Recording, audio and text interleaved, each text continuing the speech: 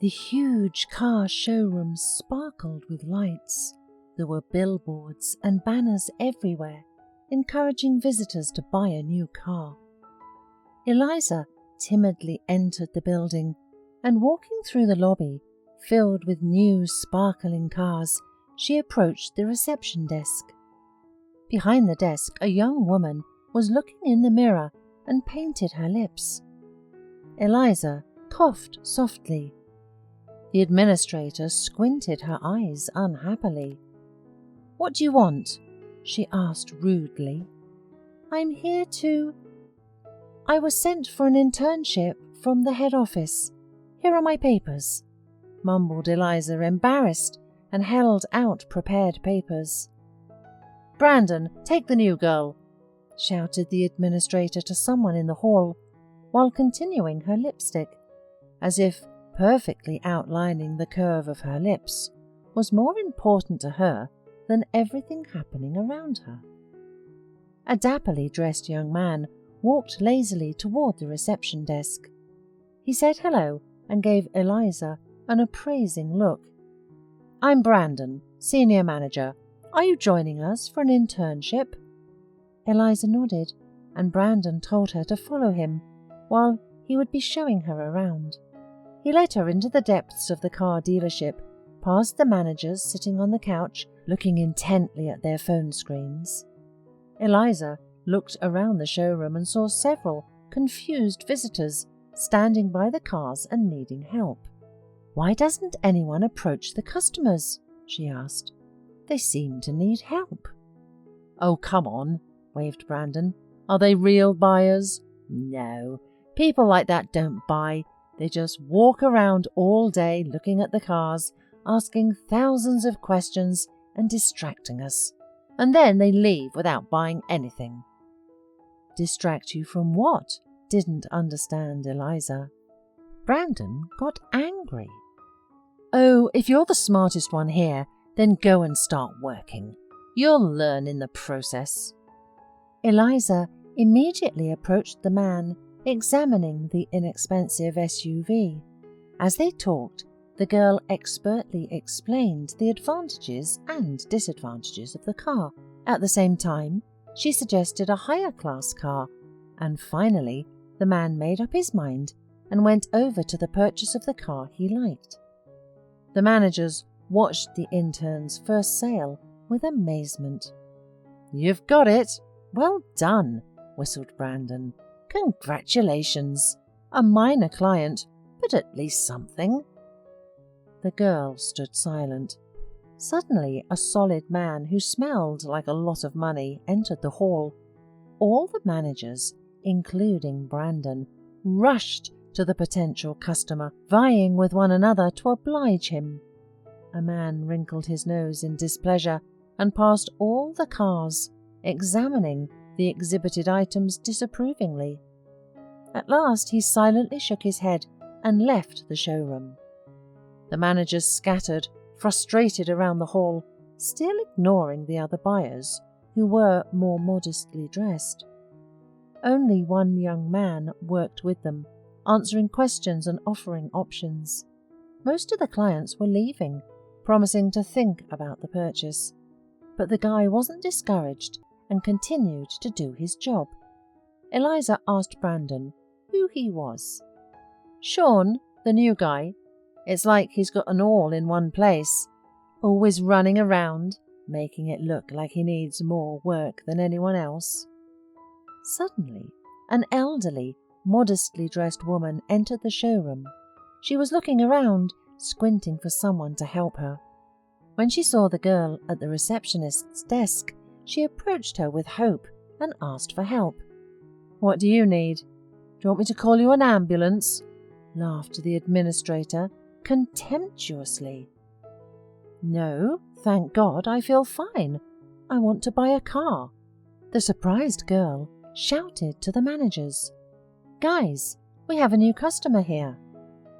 They laughed in turn and started making jokes towards the bewildered elderly woman. Shawn, who heard these obscene jokes, became angry. "Aren't you ashamed of yourselves? She is an aged person. At least have some respect for her grey hair. Don't you have grandmothers yourself?" "How kind and noble you are," said Brandon with a sneer. "She reeks of a village and a small pension. If you need it, then go yourself. It's a waste of time." Shawn only shook his head reproachfully and hurried to the elderly woman who, without getting any help, had already managed to get out of the car dealership. She tiredly sat down on a bench nearby, where Shawn and Eliza finally approached her. "Are you feeling unwell?" inquired Shawn sympathetically.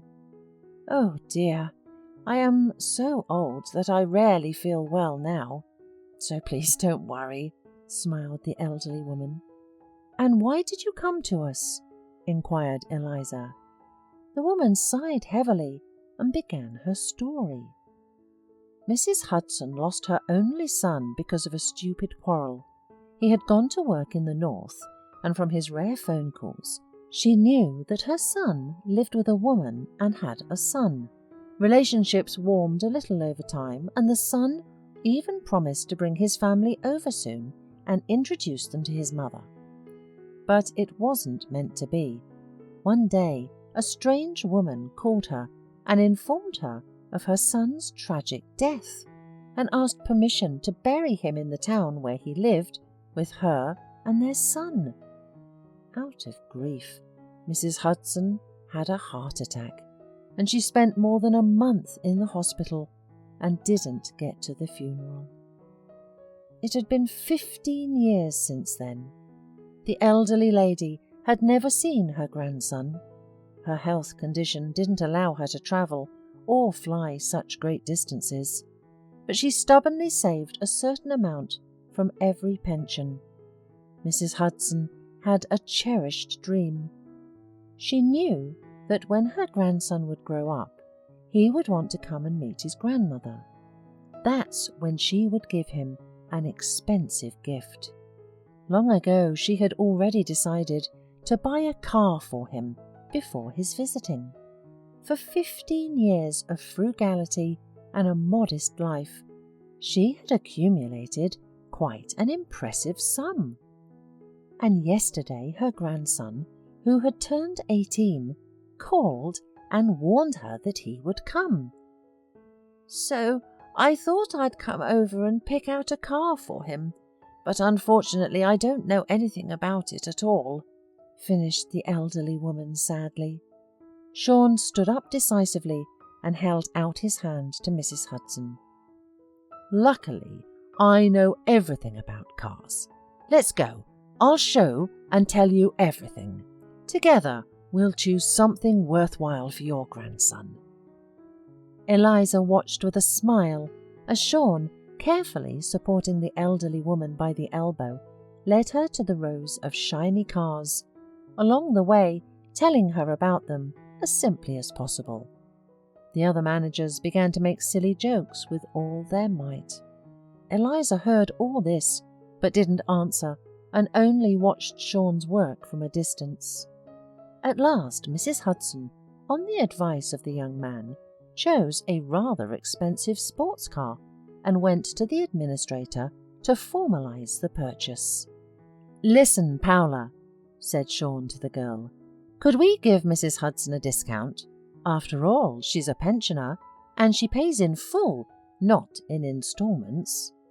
"What do you mean, a discount?" grudgingly muttered the girl. "There's no such rule. She won't become our regular customer." The elderly woman confirmed frustratedly that of course not, because she had been saving up for this car for 15 years and was not going to buy one more. Then Eliza offered to call the owner and ask her if she would accept it. "Are you out of your mind? I'm not going to alarm serious people on such a worthless issue, because I still need my job. If you need it, you can call," said Paula grudgingly. Then Eliza turned to Shawn. "Shawn, I hope you're not afraid. Call and ask." Shawn nodded and took the phone number of the owner of the car dealership from the administrator. When Eliza's phone rang, no one paid any attention. "Hello," said Shawn, greeting. "Miss Cullen? This is the manager, Shawn, from the car dealership. There's such a problem." "Yes, Shawn, I know what your problem is." All the managers looked dumbfounded at the intern, who answered Shawn on the phone. "Paula, immediately arrange a 15% discount for Mrs. Hudson, and from tomorrow, you're fired." Then she turned to the shocked managers, led by Brandon. "To you, my dear employees, I declare a reprimand with a note in your personal file and deprive you of a bonus. This is the last warning. I do not need such lazy and arrogant employees like you, so I am giving you one last chance. Shawn, thank you for your excellent work. You are a kind, sensitive and caring person and professional. Starting today, you are appointed senior manager. Do you agree?" Shawn nodded in amazement. Mrs. Hudson thanked Eliza with a smile and congratulated Shawn. A year had passed since that memorable day. Eliza visited her salon frequently, no longer hiding. Shawn organized the work of the managers perfectly, and the car dealership began to bring in more profit. Together with Eliza, he often stayed in private, discussing all the new suggestions for improving the quality of the car sales. Very soon, Shawn felt that he no longer had enough working meetings with Eliza. He was blushing and embarrassing himself in front of her, and then scolded himself with the last words, "I'm a mumbler. Why is it so hard to confess my love?" And then he always answered himself, "It's useless. I'm just a manager in her business. I'm no match for her. It's better not to shame." One day, Eliza invited Shawn to meet at a restaurant to discuss business. At the appointed time, Shawn was already waiting for her, and suddenly he decided that he should either confess today or forget about her forever. Eliza looked as simple and elegant as ever, and that only emphasized her beauty. "Shawn, I am very pleased with your work and have decided to appoint you as the director of the car dealership. Do you accept my offer?"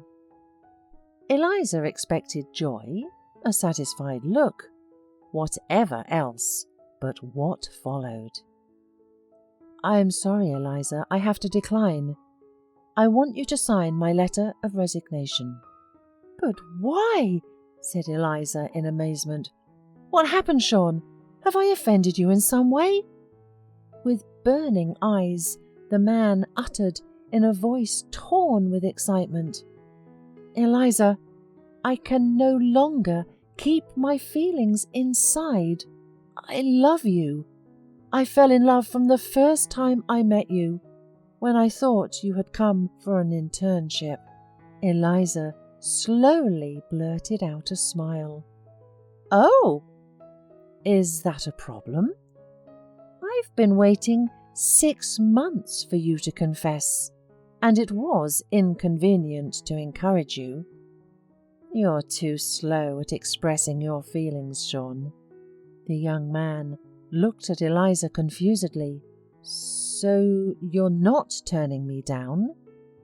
"Of course not. More to say, I have feelings for you too.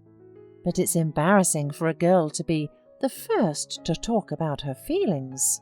"Well, then I'm quitting all the more," said Shawn firmly and resolutely. "You're the boss. I'm the hired help. It's a mesalliance. I must first earn my name and fortune to be worthy